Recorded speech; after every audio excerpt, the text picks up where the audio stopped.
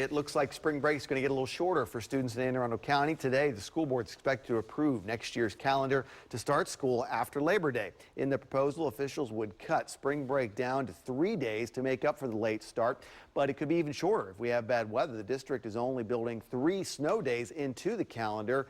Last day of school will be June 15th.